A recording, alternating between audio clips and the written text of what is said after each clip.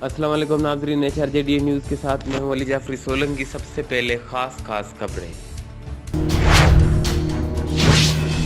वज़ीर ख़ारजा शाह महमूद कुरैशी ने कहा है कि बिलावल भुट्टो ने अदम एतमाद की तजवीज़ देकर इमरान खान को वज़ीर आज़म तस्लीम किया है। अब बिलावल वज़ीर आज़म को इलेक्टेड कहना शुरू कर दे।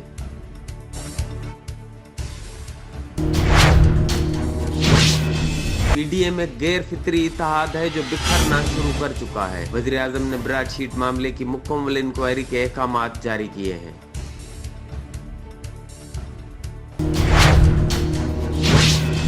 वज़ीर आज़म इमरान खान ने मुश्तरका मफादात कौंसिल का इजलास 27 जनवरी को तलब कर लिया। इजलास में चारों सूबों के वज़ीर आला समेत मेंबर शिरकत करेंगे। इजलास में आदमशुमारी के नताइज को जारी करने समेत मुख्तलिफ मामलात का जायजा लिया जाएगा।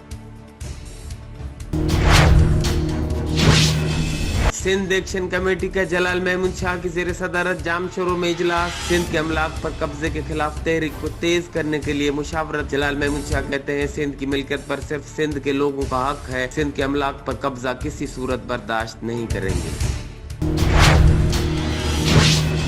और घोटकी के अनवराबाद मोहल्ले में बिजली की शॉर्ट सर्किट की वजह से एक घर को आग, जिसके नतीजे में एक औरत फौत, 4 अफराद जख्मी, जिनमें एक औरत की हालत इंतहाई तशवीशनाक बताई जाती है।